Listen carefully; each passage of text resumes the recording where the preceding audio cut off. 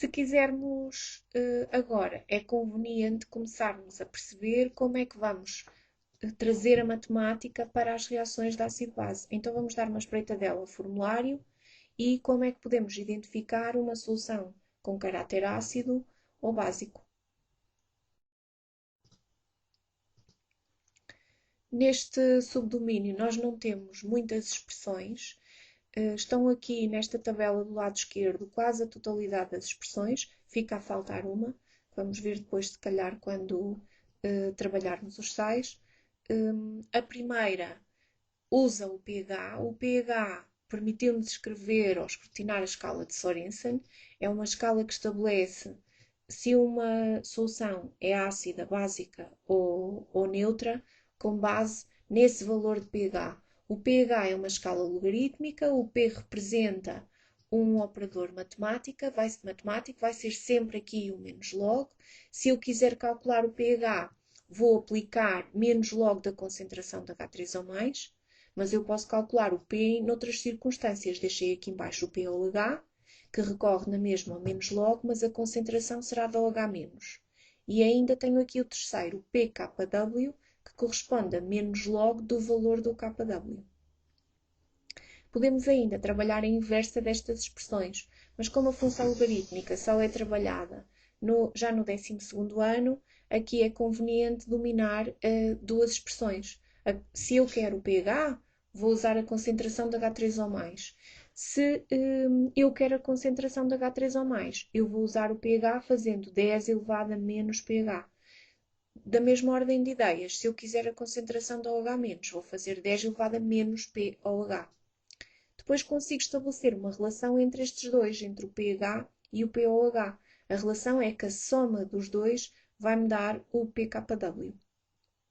Cuidado que a escala de Sorensen está prevista apenas para os 25 graus Celsius. Portanto, quando nós determinamos que uma solução com pH 7 é neutra, ou abaixo de 7 é ácida, ou acima de 7 é básica, isso só é válido se eu tiver uma temperatura a 25 graus Celsius. Porque para temperaturas diferentes, os pHs também vão ser diferentes, tal como a escala de pH. Então, nessas circunstâncias, convém voltar atrás e perceber que esta relação é determinada pela concentração de H3O+, e de OH-. Se as duas concentrações forem iguais, eu tenho a solução neutra. Se a de H3O+ for maior, ela é ácida. Se for a de OH- que é maior, então ela será básica. Este exercício saiu no Exame Nacional 2011, na segunda fase, e vai permitir-nos utilizar o valor do KW, do produto iónico da água. Apresenta-se aqui um gráfico do valor do KW em função da temperatura. Temos a reação de autoionização da água e o objetivo é determinar o pH de uma amostra pura de água. Portanto, isto é importante, porque se é uma amostra pura de água, eu já tenho que saber que esta solução é neutra, mas, como eles nos pedem a 40 graus Celsius, eu não posso escrever que o pH é igual a 7. Eu tenho que o ir determinar. E então, o que eu vou ter que fazer é ir ao meu gráfico, determinar para os 40 graus Celsius qual é que é o valor do KW. E ao encontrar aqui o valor, atenção que está aqui entre os 2 e os 4 vezes 10 menos 14, portanto corresponde a 3 vezes 10 elevado a menos 14, eu vou conseguir determinar qual é que é esse pH. Portanto, eu já sei o valor do KW a 40 graus Celsius, vou identificá-lo na minha resposta. Não tenho unidades, que a constante de equilíbrio é dimensional. Para calcular o pH, vou precisar de aplicar a função logarítmica da concentração de H3O+, não esquecer ali o sinal negativo. E para determinar esta concentração, vou ter que ir ao KW.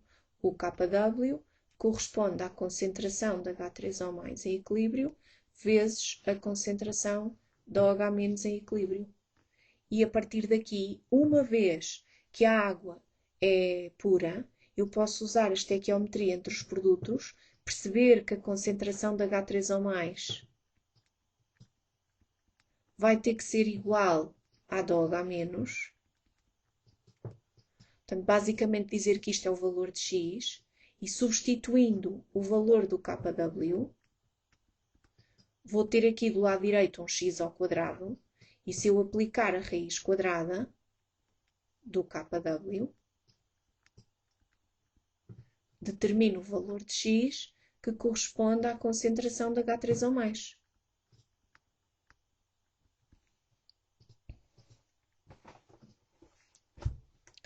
Depois de ter este valor desta concentração, então eu vou poder voltar ao meu lado esquerdo para determinar então o pH.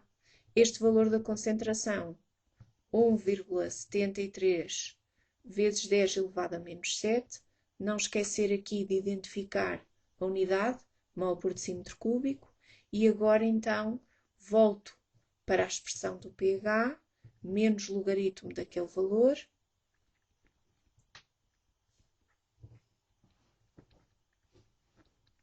Na calculadora basta aplicar a função, é só saber onde é que ela está.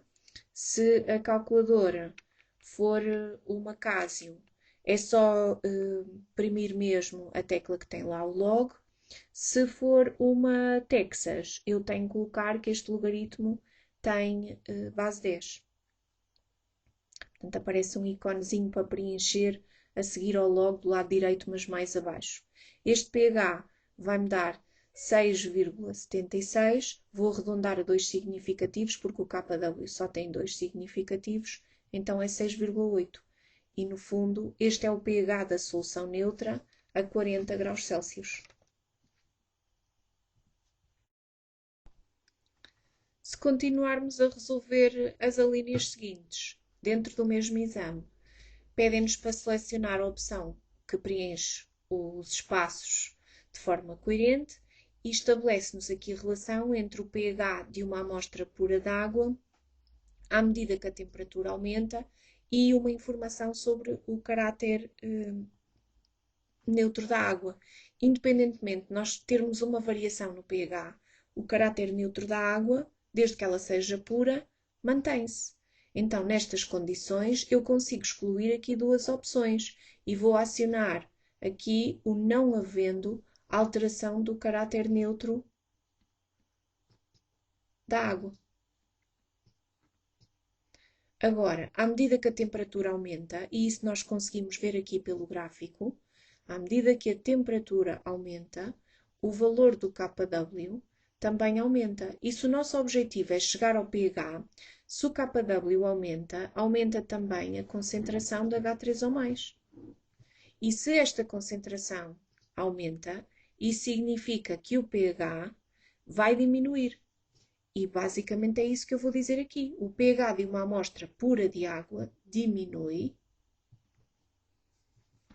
à medida que a temperatura aumenta, não havendo alteração do caráter neutro da água. Na linha anterior, nós tivemos a calcular qual é que era o pH da água pura a 40 graus Celsius e deu 6,8. 6,8 é menor do que 7 quando estamos a considerar o pH da água a 25 graus Celsius. Então, isto também bate certo com essa informação.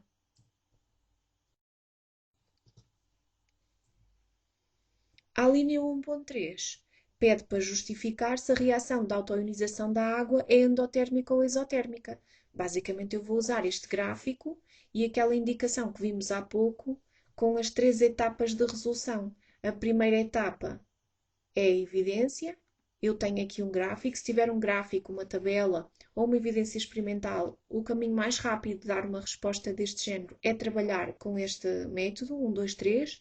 Na evidência, vou dizer que à medida que a temperatura aumenta, vou ao gráfico, à medida que eu avanço para a direita, o KW está a aumentar. Então, aumenta o KW. Se o KW aumenta, aumenta a concentração dos produtos. Quem é que são os produtos? O H3O+, e o OH-, posso pensar nos dois. Estamos aqui a pensar em concentrações de equilíbrio, o que significa que se a concentração dos produtos aumenta, é porque a reação que está a ser favorecida, quando a temperatura aumenta, é a direta. Por aqui, favorece a reação direta. Se eu pensar na segunda etapa, e a segunda etapa é o que é que diz a teoria, eu vou usar o princípio de Le Chatelier. Segundo o princípio de Le Chatelier, um sistema responde a uma perturbação contrariando-a. Como é que vai contrariar? Se há um aumento ao nível da temperatura, o sistema vai favorecer a reação endotérmica, sempre. E agora eu já posso avançar para a etapa 3, que é a etapa da conclusão. Se ele favoreceu a direta e se ele tem que favorecer a endotérmica, é porque a reação direta é endotérmica. E agora só temos que pensar quem é que é a reação direta. A reação direta é a reação da autoionização da água. Então é só concluir. E esta é a reação da autoionização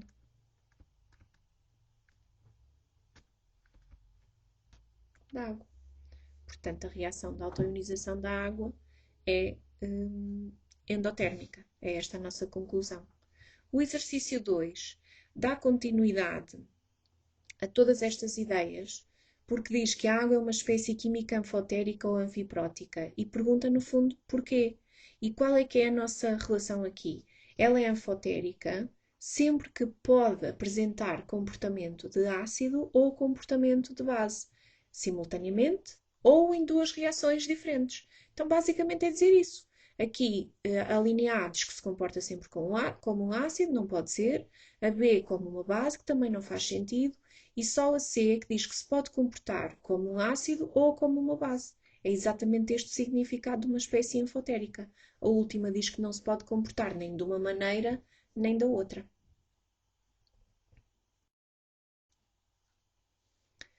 Vamos mudar agora aqui um bocadinho a nossa lógica, porque o objetivo é que vocês sejam capazes de identificar, olhando para uma fórmula química ou a designação de uma solução e perceber em que área é que se enquadra. O que é que eu quero dizer com isto? Se eu tiver um ácido ou uma base, eu tenho que saber, sabendo o nome daquela substância ou a sua fórmula química. Então, se eu tiver um ácido forte, na realidade eu tenho que saber que eles são 6. O ácido perclórico, o ácido clorídrico, o nítrico, o bromídrico, o iodídrico e o sulfúrico, ainda que o sulfúrico. Como é diprótico, tem aqui 2 hidrogénios, só quando ele doa o primeiro é que a sua reação é que ele se traduz num ácido forte. Agora, qualquer ácido que está aqui sofre uma reação de ionização completa. Então, eu vou colocar o ácido que eu tiver a reagir com a água e ele vai sempre doar um H+, à água. E eu posso fazer o estudo do pH desta solução através de um cálculo estequiométrico em que posso determinar a concentração do íon H3O+, e depois então o pH. Se em vez de um ácido forte eu tiver uma base forte, as bases fortes sofrem dissociações completas, portanto eu vou ter aqui uma reação em que aparece também a seta única, como acontece para os ácidos fortes, mas já não vou acrescentar aqui a água. A base forte é basicamente uma base de arrénios. Eu vou ter aqui ou hidróxido de magnésio, ou de cálcio, ou de potássio, ou de sódio, existem outros, será um hidróxido de metal. Eu pus aqui genericamente um M. Se este M for um metal alcalino ou um metal alcalino terroso e estiver seguido do grupo OH, é sempre uma base forte. E o que eu vou fazer é separá-la nos seus íons constituintes, o catião metálico e o íon hidróxido. De forma semelhante aos ácidos fortes, se o meu objetivo for calcular o pH, Eu posso usar a concentração do OH-, com ela usar o KW e depois a concentração de H3O+, para chegar ao pH, ou então, com a concentração do OH-, calculo o pOH e depois estabeleço a relação entre o pH e o pOH, esta aqui, que é igual ao pKw, para poder determinar o pH. Agora, algum cuidado, porque normalmente para eu descobrir a concentração do íon hidróxido, do íon OH-, eu vou ter que trabalhar a estequiometria desta reação. Normalmente é entre a base e esse íon. Convém ter sempre as equações devidamente acertadas, porque se elas não tiverem, vai dar asneira. Relativamente às partículas fracas, é um bocadinho diferente e eu posso ter aqui uma lista interminável, quer para os ácidos fracos, quer para as bases fracas. Os ácidos fracos são todos os que não estão descritos aqui na tabela dos ácidos fortes. Portanto, se não está aqui, é um ácido fraco. Os mais comuns que aparecem nos exercícios são o acético, o fórmico, o fluorídrico e o carbónico. Não quer dizer que não apareçam outras. Estou aqui a lembrar-me também do sulfídrico, que aparece também nos exames nacionais com alguma frequência, que é o H2S, que também é um ácido fraco. Reparem que a reação também é de ionização, mas já não aparece aqui a seta única, tenho aqui uma dupla meia seta. E porquê? Esta ionização, desculpem que aqui está incorreto, é parcial ou incompleta. Por isso é que eu tenho ali a dupla meia seta. Para eu poder fazer este trabalho para determinar o pH, eu vou precisar na mesma da concentração de H3O+, mas já não posso fazer como nos ácidos fortes recorrendo à estequiometria.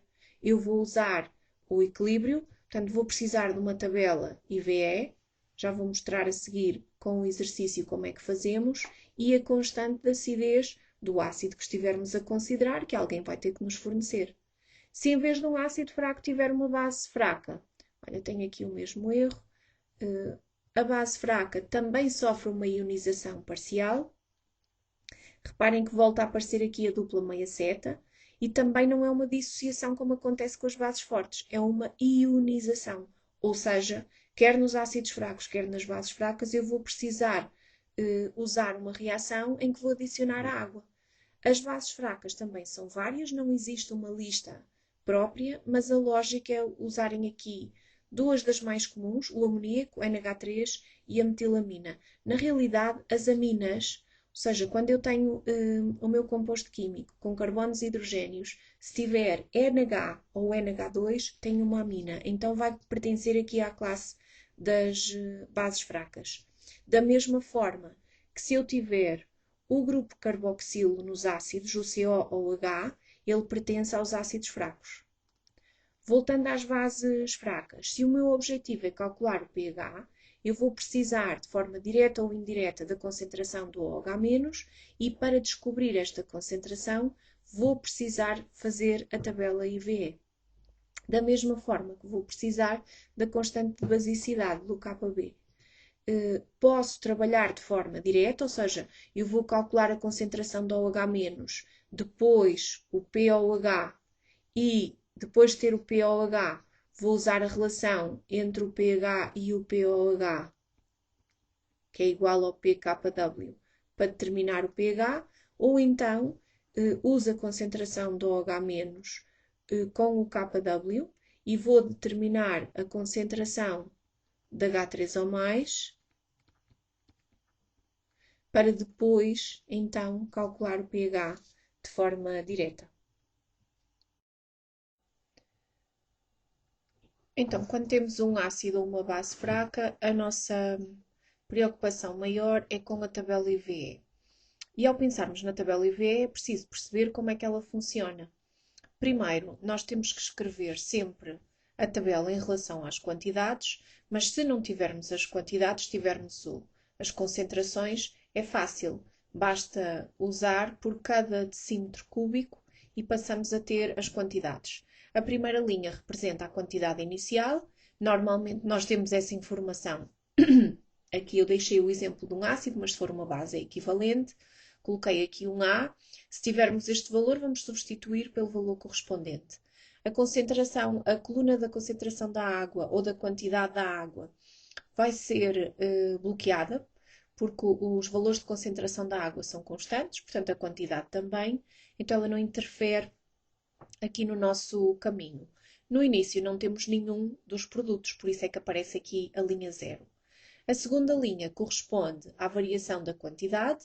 Ao nível da variação da quantidade, nós também podemos identificá-la como a quantidade ionizada, porque esta reação é de ionização.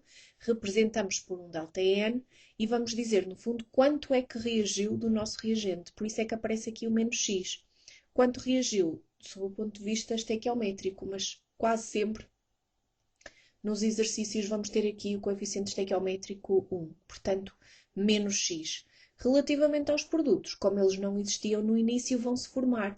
Então aparece aqui o mais X em cada um, de acordo também com a estequiometria da reação. A terceira linha é a quantidade de equilíbrio, que também pode aparecer como quantidade não ionizada.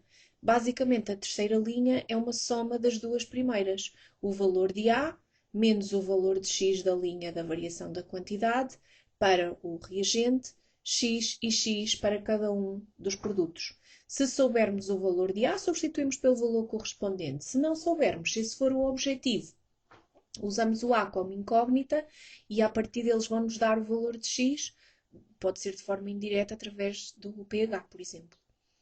Quando precisamos recorrer à tabela, também é comum aparecerem nos exercícios percentagens da quantidade não ionizada ou da quantidade ionizada. Então é preciso alguma cautela.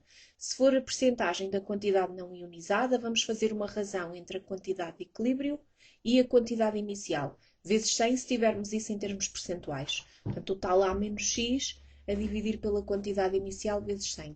Se for a ionizada, em vez da quantidade de equilíbrio, vamos colocar no numerador a variação da quantidade, que é exatamente a nossa quantidade ionizada, a dividir pela quantidade inicial vezes 100. Portanto, x sobre n inicial vezes 100.